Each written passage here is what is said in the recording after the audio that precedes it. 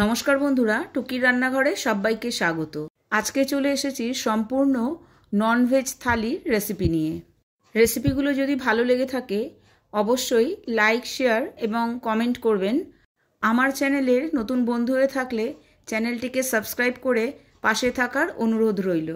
কোনো দিন একটা দুপুরে এরকম একটা ননভেজ থালি কিন্তু বানিয়ে নেওয়া যেতেই পারে। চলুন তাহলে বেশি দেরি না করে চলে যাই টুকির রান্নাঘরে। রান্না করতে করতেই রেসিপির নামগুলো আমি বলে দেব। প্রথমেই এখানে আমি কিছু ছোট ছোট চিংড়ি মাছ ভালো করে ধুয়ে পরিষ্কার করে নিয়ে চলে এসেছি। অল্প পরিমাণে নুন ও হলুদ দিয়ে চিংড়ি মাছগুলোকে ভালো করে মাখিয়ে নিচ্ছি। আমি যে রেসিপিগুলো বানাবো সেটাতে এই ছোট ছোট চিংড়ি মাছই প্রয়োজন। বড় চিংড়ি হলেও দেওয়া যেতে পারে, কিন্তু ছোট চিংড়িতেই বেশি স্বাদ হবে। আমি এখানে নিয়েছি ভোলা মাছ। এই মিডিয়াম সাইজের ভোলা মাছগুলো কিন্তু খেতেও খুব টেস্ট, বড়গুলো অবশ্যই টেস্ট, কিন্তু আমি যে রেসিপিটা বানাবো সেটাতে কিন্তু এই সাইজের ভোলা মাছগুলোই বেশি ভালো লাগে খেতে। আর নিয়েছি মূলো। আমি এখানে লাল মূলো ব্যবহার করেছি, আপনারা চাইলে কিন্তু সাদা মূলোও ব্যবহার করতে পারেন, তবে শীতকালে কিন্তু এই লাল মূলোটার টেস্ট কিন্তু খুব ভালো। মূলোটাকে আমি এখানে গ্রেট করে নিচ্ছি। আপনাদের যতটা পরিমাণ মূলো লাগবে ততটা পরিমাণ মূলো আপনারা নিয়ে নেবেন। দেখুন এখানে কিন্তু আমি সমস্ত মূলোগুলোকে গ্রেট করে নিয়েছি। আর নিয়েছি 3টে পেঁয়াজ, 2টো মিডিয়াম সাইজের টমেটো, 5টা কাঁচা লঙ্কা। রান্নাটা করতে করতে আমি বলে দেব কোনটাতে কতটা পরিমাণ মশলা লাগবে। ঝাল আর নুনটা কিন্তু আপনারা আপনাদের টেস্ট অনুযায়ী দেবেন। আড়াইখানা পেঁয়াজকে আমি একদম ছোট ছোট টুকরো করে কেটে নিচ্ছি, আর যে হাফ পেঁয়াজ থাকবে সেটাকেও আমি লম্বা লম্বা করে কেটে নিচ্ছি। পেঁয়াজগুলো কাটা হয়ে গেলে একটা প্লেটে পেঁয়াজগুলোকে আমি সরিয়ে রাখছি। এরপর আমি টমেটোগুলোকেও একদম ছোট ছোট টুকরো করে কেটে নিচ্ছি। টমেটোগুলো কাটা হয়ে গেলে সেটাকেও আমি একটা প্লেটে সরিয়ে রাখছি। আমার কিন্তু কাটিংয়ের পর্বটা শেষ, এবার আমি চলে যাব রান্নায়। আজকে প্রথমেই আমি বানিয়ে নেব চিংড়ি মাছের ভর্তা। তার জন্য কড়াইতে আমি নিয়ে নিলাম 1 টেবিল স্পুন সর্ষের তেল। তাতে একটা শুকনো লঙ্কা আগে ভেজে নিচ্ছি, সেটাকে আমি আলাদা করে তুলে রাখবো। এরপর আমি চিংড়ি মাছের অর্ধেকটা তেলের মধ্যে দিয়ে দেব। তারপর হালকা একটু নাড়াচাড়া করে আমি কড়াইটাকে ঢেকে রেখে দেব 10 মিনিট পর্যন্ত। ঢেকে রেখে দিলেই কিন্তু এর মধ্যে থেকে যে জলটা বেরোবে সেটাতেই কিন্তু চিংড়ি মাছটা সেদ্ধ হয়ে যাবে। চিংড়ি মাছটা কিন্তু আমার দেখুন একদম সেদ্ধ হয়ে গেছে। আমি আলাদা করে কিন্তু এখানে আর কোনো নুন হলুদ ব্যবহার করব না, যেহেতু পরিমাণ মতো নুন হলুদ আমি আগে থেকেই মাখিয়ে রেখেছি।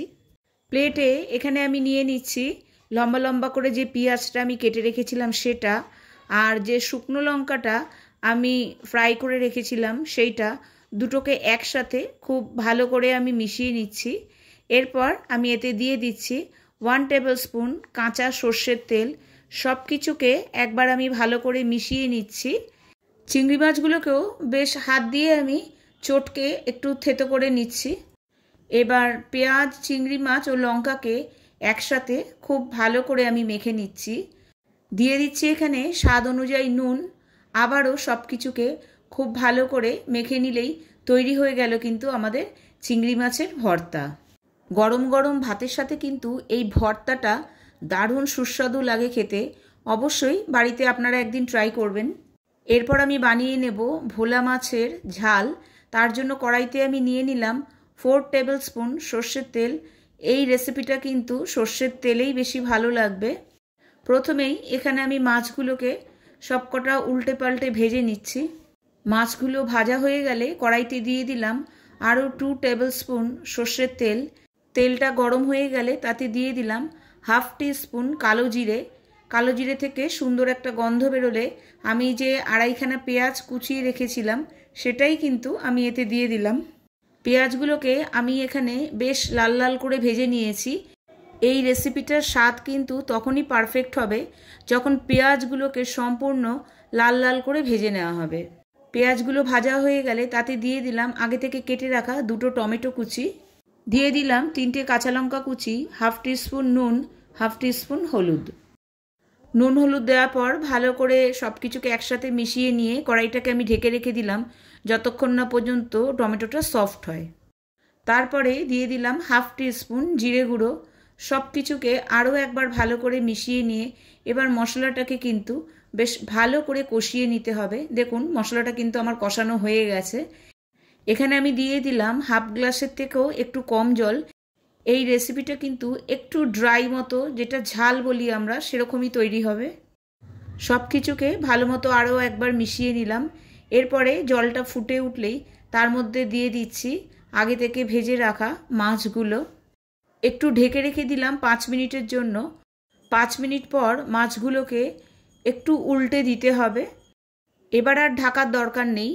গ্রেভিটা আপনারা আপনাদের পছন্দ অনুযায়ী রাখবেন, তবে আমি বলবো এটা কিন্তু একটু ড্রাই নামাতে হবে, তাহলেই কিন্তু বেশি ভালো লাগবে। এখানে আমি 2টো মাছ আলাদা করে তুলে রাখলাম আমার প্রিন্সেসের জন্য। ও যেহেতু মাছের মধ্যে ধনেপাতাটা বেশি পছন্দ করে না। এরপর ওপর থেকে দিয়ে দিলাম কিছুটা ধনেপাতা কুচি। এটা কিন্তু অবশ্যই দেবেন, তাহলে ভালো লাগবে খেতে আরও বেশি। এরপর কড়াইটাকে 2 মিনিটের জন্য ঢেকে রেখে দেব। তৈরি হয়ে গেল ভোলা মাছের ঝাল। এই রেসিপিটাও কিন্তু আমার শাশুড়ি মায়ের থেকে শেখা। সেই রেসিপিটাই আজকে আমি আপনাদের সাথে শেয়ার করে নিলাম। আর এটা আমার প্রিন্সেসের জন্য। এবার আমি বানিয়ে নেব চিংড়ি মাছ দিয়ে মূলো ঘন্ট। তার জন্য কড়াইতে নিয়ে নিলাম 4 টেবিল স্পুন সর্ষের তেল। তেলটা গরম হয়ে গেলে বাকি চিংড়ি মাছগুলো আমি এতে ভেজে নিচ্ছি। চিংড়ি মাছগুলো হালকা ভাজলেই যথেষ্ট। চিংড়ি মাছগুলো ভাজা হয়ে গেলে আমি একটা প্লেটে সরিয়ে রাখছি। আর ওই তেলেই দিয়ে দিলাম একটা তেজপাতা, 1/2 টিস্পুন সাদা জিরে। ফোড়ন থেকে একটা সুন্দর গন্ধ বেরোলে তাতে দিয়ে দিলাম আগে থেকে গ্রেট করে রাখা মূলো। আর দিয়ে দিলাম 1/2 টিস্পুন হলুদ গুঁড়ো, পরিমাণ মতো নুন, 1/2 টেবিল স্পুন চিনি। আর দিয়ে দিলাম 4টে কাঁচা লঙ্কা কুচানো। সব কিছুকে আবারও একবার খুব ভালো মতো আমি মিশিয়ে নিচ্ছি। সব কিছুকে মেশানো হয়ে গেলে তার মধ্যে দিয়ে দিলাম চিংড়ি মাছ। আবারও একবার চিংড়ি মাছগুলো দেওয়ার পর ভালো করে মিশিয়ে নিচ্ছি। এরপর আমি ঢেকে রেখে দেব যতক্ষণ পর্যন্ত না মূলোর থেকে জলটা শুকিয়ে যায়। দেখুন মূলোটা কিন্তু এখানে বেশ ড্রাই হয়ে গেছে। এবার এটাকে কিন্তু মিডিয়াম ফ্লেমে লাল লাল করে ভেজে নিতে হবে। দেখুন মূলো ঘন্ট কিন্তু প্রায় রেডি। আমি কিন্তু একদম লাল লাল করে ভেজে নিয়েছি। তৈরি হয়ে গেল কিন্তু আমাদের মূলো ঘন্ট। অবশ্যই বাড়িতে একদিন রেসিপিটাকে ট্রাই করবেন। চলুন তাহলে থালিটাকে এবার সাজিয়ে নেওয়া যাক। আজকে আমি ডালের রেসিপিটা আর শেয়ার করতে পারিনি, একটু তাড়াতাড়ি ছিল বলে। তারপর এখানে আমি দিয়ে দিলাম প্রথমে চিংড়ি মাছের ভর্তা, মূলোর ঘন্ট, এবারে দিয়ে দিলাম ভোলা মাছের ঝাল। এই রেসিপিগুলোর মধ্যে আপনাদের কোন রেসিপিটা সবথেকে ভালো লেগেছে অবশ্যই আমাকে কমেন্ট বক্সে কমেন্ট করে জানাবেন। আজকে তবে এই পর্যন্তই। আবার দেখা হবে আরেকটি নতুন রেসিপির সাথে। টাটা।